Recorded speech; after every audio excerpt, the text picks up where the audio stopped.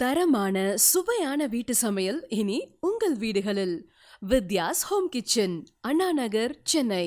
Contact 9840639648. நம்ம பார்க்க போறது திருக்கடையூர் அப்படின்னு ஒரு ஊர்.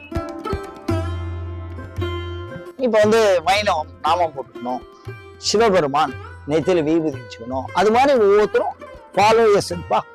அவளுக்கு இன்னும் ஒரு சில கொள்கைகள் இருக்கு. அந்த ஊர்ல அபிராமின்னு ஒரு சுவாமி. இப்ப இந்த அபிராமி சமயம்னு சொல்றீங்களே, அதுக்காக நூல் ஏதாவது இருக்கா? தமிழர்கள் கடல் கடந்து வியாபாரம் பண்ணிருக்காங்க 2000 வருடங்களுக்கு முன்னால். கிட்டத்தட்ட 2500-3000 வருஷங்களுக்கு முற்பட்ட நகரம் என்பதை, ஒரு ஊர் என்பதை நாம் புரிந்து கொள்ள வேண்டும். ஏன் நகரம்னு சொல்ல மாட்டேங்கிறானா? அபிராமி சமயத்தினுடைய ஞானி யார் அப்படின்னா சுப்பிரமணியர் அப்படின்னு சொல்லக்கூடிய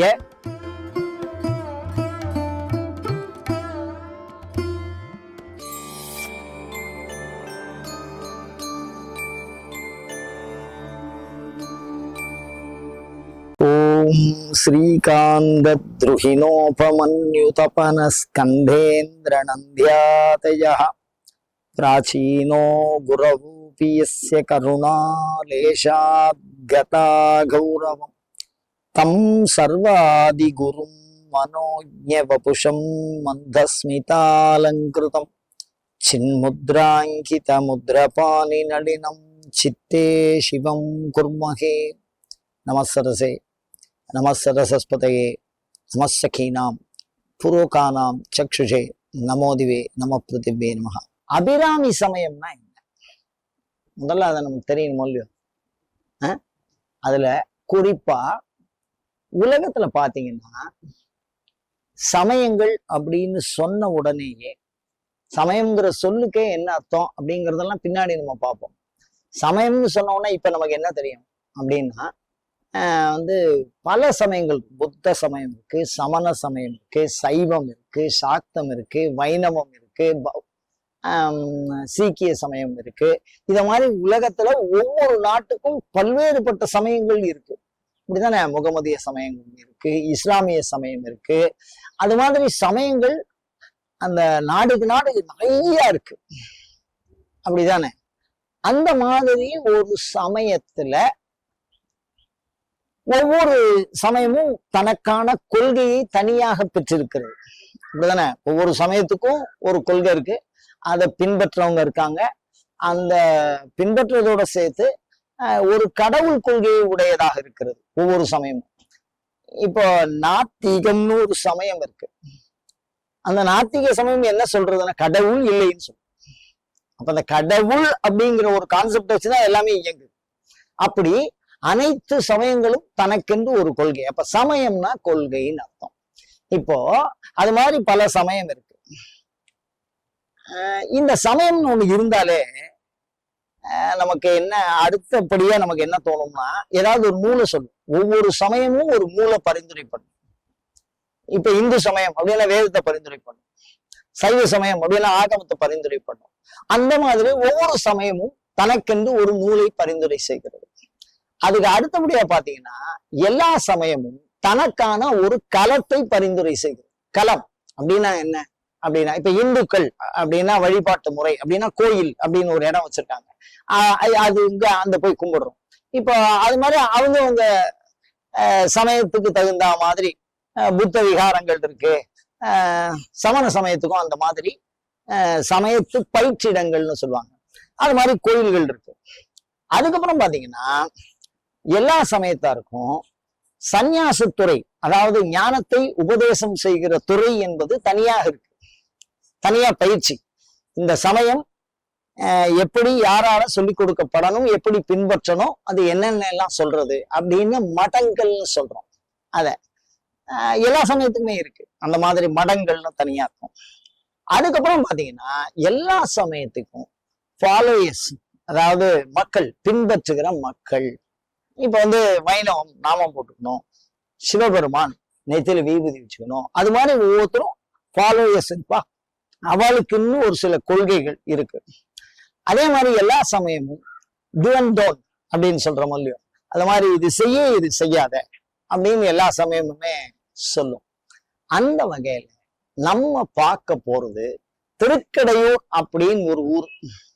அது எங்க இருக்கு அப்படின்னா நாகப்பட்டினம் பக்கத்துல இருக்கு, கடற்கரை பக்கத்துல இருக்கக்கூடிய ஒரு அற்புதமான பகுதி. அந்த பகுதி பக்கத்துல ஒரே ஒரு ஒரு ஒரு ஊர். அதாவது நம்ம இந்திய வரைபடத்துல பார்த்தோம்னா ஒரு சின்ன ஒரு ஊர். அந்த அந்த ஊருக்கு திருக்கடவூர் அப்படின்னு பேரு. அந்த ஊர்ல அபிராமின்னு ஒரு சுவாமி இருக்கு. இப்ப புத்த மதம் புத்தரை சொல்லுகிறது, ஜைன மதம் தீர்த்தங்கரரை சொல்லுகிறது, அர்கதேவனை சொல்லுகிறது. அது மாதிரி ஒவ்வொரு சமயத்துக்கும் ஒரு கடவுள் இருக்கு, இப்படிதானே? அந்த வகையில இந்த அபிராமி சமயம் அப்படின்னு சொன்னா, அந்த அபிராமி சமயம் சூட்டுகிற கடவுள் யார் அப்படின்னா, திருக்கடையூரிலே அபிராமி அம்பிகை எழுந்தருளி இருக்கக்கூடிய அமிர்தகடேஸ்வரர் உடனாய அபிராமி அம்பிகை. அந்த அபிராமி தான் இந்த சமயத்தினுடைய தலைவி. இந்த சமயமே அவளைதான் கும்பிட சொல்லி கொடுக்க போறோம். இதுதான் இப்ப இந்த சாமியை பத்தி நம்ம தெரிஞ்சுட்டோம். இப்ப நீங்க சொன்னீங்களே, இப்ப இந்த அபிராமி சமயம்னு சொல்றீங்களே, அதுக்காக நூல் ஏதாவது இருக்கா அப்படின்னா, இப்போ அப்படியே பொறுமையா உள்ள போறோம். இப்படி பார்த்தா அபிராமி சமயம் அப்படின்னு அந்த சமயத்திற்கான நூல் என்ன தெரியுமா? அந்தாதி. ஒவ்வொரு சமயத்திற்கும் ஒரு களம் அப்படின்னா தோற்றுவாயான ஒரு இடம் இருக்கு. இப்ப சீக்கிய மதம் அப்படின்னா ஏதோ ஒரு பொற்கோயில், அந்த பொற்கோயிலை சுத்தி அந்த பகுதியில தான் அவர் பிறந்தார், வளர்ந்தார், வாழ்ந்தார். அது மாதிரி புத்தருக்குன்னு ஒரு இடம் இருக்கு, அவர் பிறந்த இடம், அவர் வளர்ந்த இடம். அது மாதிரி தீர்த்தங்கரர்கள் பிறந்து வளர்ந்து உபதேசத்தை பண்ண இடம். அப்போ ஒவ்வொரு சமயமும் தனக்கான ஒரு களத்தை கொண்டிருக்கிறது. அந்த வகையிலே அபிராமி சமயம் என்கிற சமயத்திற்கு களம் இது அப்படின்னு சொன்னா, திருக்கடையூர் அப்படிங்கிற பகுதி அது நாகை, இன்னும் சொல்ல போனா ரொம்ப தொன்மையான நகரம். அப்படின்னு சொன்னா, தமிழர்கள் கடல் கடந்து வியாபாரம் பண்ணிருக்காங்க 2000 வருடங்களுக்கு முன்னால். சீன யுவான்ஸ் வாங்கலாம் சொல்லும் போது காஞ்சிபுரத்தை பத்தி குறிப்பு கொடுக்குற மாதிரி பூம்புகாரை பத்தி குறிப்பு இருக்கு. மயில் இறகு ஏற்றுமதி பண்ணியிருக்காங்க, முளகு ஏற்றுமதி பண்ணியிருக்காங்க அப்படின்னு சொல்லக்கூடிய காப்பியங்கள்ல சொல்லப்படுகிற பூம்புகார் அப்படின்னு சொல்லக்கூடிய தமிழகத்தினுடைய தமிழ் காப்பியத்தினுடைய தலையாய இரட்டை காப்பியம் சொல்லக்கூடியது மணிமேகலை, சிலப்பதிகாரம். இந்த 2 காப்பியங்கள்லையும் பாத்தீங்கன்னா பூம்புகார் நகரத்தை பத்தி சொல்லியிருப்பாங்க. அந்த பூம்புகார் நகரத்துல இருந்து குறிப்பா ஒரு 10 கிலோமீட்டருக்குள்ளதான் இந்த திருக்கடையூர் இருக்கு. அதுல சொல்லப்பட்ட மாதவி அந்த அம்மாவனுடைய பிறப்பிடம் இந்த திருக்கடையூர் அண்மை பகுதியில இருக்குன்னு சொல்றாங்க. அப்பனா அந்த நகரம் எவ்வளவு காலமா இருக்கு அப்படின்னு சொன்னா, திருக்கடையூருங்கிற ஒரு ஊர் எவ்வளவு காலமா பிரசித்தி பெற்ற ஊராக இருக்கிறது அப்படின்னு சொன்னா, கிட்டத்தட்ட 2500-3000 வருஷங்களுக்கு முற்பட்ட நகரம் என்பதை, ஒரு ஊர் என்பதை நாம் புரிந்து கொள்ள வேண்டும். ஏன் நகரம்னு சொல்ல மாட்டேங்கிறானா அப்படின்னு சொன்னா, நகரம்ங்கிறது எல்லாரும் வாழக்கூடிய உயர்ந்த பகுதியா இருக்கும். ஆனா மருத நில பகுதியை ஊர் என்று பழைய காலத்துல வழங்குறது. வயல் சார்ந்த பகுதி, அந்த பகுதியை ஊர்னு சொல்லுவாங்க. அதனாலதான் திருக்கடவூர் அப்படின்னு சொல்றோம். அந்த திருக்கடவூர் தான் பூம்புகார்ல இருந்து ஒரு 10 கிலோமீட்டர் தொலைவுக்குள்ளதான் இருக்கும், ரொம்ப கிட்டக்கதான் திருக்கடையூர். அதுதான் நம்மளுடைய களம். சரி, ஒவ்வொரு சமயத்துக்கும் ஒரு ஞானி இருக்காங்க.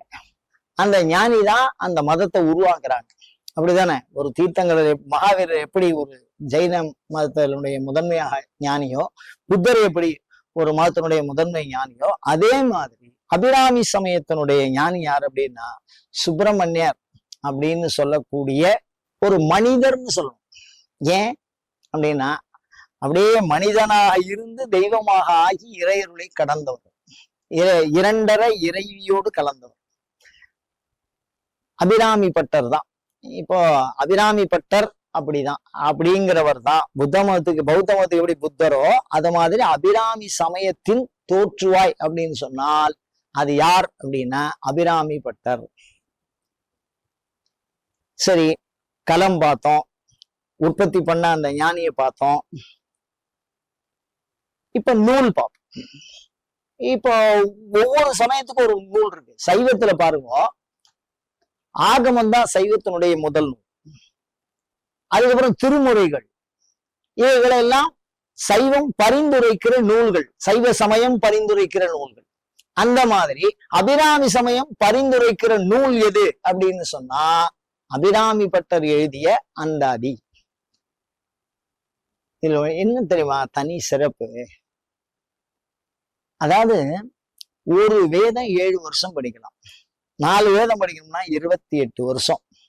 அது முழுக்க எல்லாம் படிச்சு முடிக்க முடியாது. வேதத்தினுடைய ஒரு பார்ட்டு தான் படிக்கலாம். வேதம் படிச்சுட்டே இருக்கிற அளவுக்கு பெரிய தகவல்களை தனக்குள்ளே அடக்கி கொண்டிருக்கிறது. வேதத்தை சொல்ல கற்பது, வேதத்தை பிரயோகப்படுத்த, அதாவது மந்திரங்களை பயன்படுத்துறது. அதுக்கப்புறம் பாத்தீங்கன்னா அதுல இருக்கக்கூடிய பொருளை உணர கற்பது. அதெல்லாம் பாத்தீங்கன்னா 30 வருஷம் 40 வருஷம் நீங்க அதை படிக்கணும், படிச்சுட்டே இருக்கலாம் வேதம்லாம். அதே மாதிரி நம்ம கோயில்கள், நம்ம சைவத்தை எடுத்துட்டோம்னா ஆகமங்கள் 28 ஆகமம், 224 உபாகமம், 18 பத்ததி, இதெல்லாம் சாதாரணமா ஒரு மனிதன் படிச்சு முடிக்கிறதுக்கே 40-50 வருஷம் ஆகும். சாதாரணமா படிச்சுட்டே இருக்கணும். அப்படி இருந்தா அந்த ஆகமங்களை எல்லாம் படிச்சு ஒரு தெளிவான முறைக்கு வர முடியும். இப்படி அதிகமான கருத்துக்கள், மிக அதிகமான ஒரு பரப்பளவை கொண்டது மற்ற விஷயம். ஆனா அபிராமி பற்று பாருங்க, அபிராமி சமயத்தினுடைய ஒட்டு மொத்த நூலே அபிராமி அந்தாதி. அதுல இருக்கிற பாடல் 4 வரிகளை கொண்டது, வெறும் 4 வரி. மொத்தம் 102 பாடல்கள் தான். 4 வரி கொண்ட 102 பாடல்களில் தனக்கான முழு கருத்தையும் சொல்லி முடிச்சுட்டார் அபிராமி பட்டர். அபிராமி சமயத்துக்கான நூல் என்ன அப்படின்னா அபிராமி பட்டரின் அந்தாதி. அது சரி, அதனுடைய தனி சிறப்பு என்ன தெரியுமா?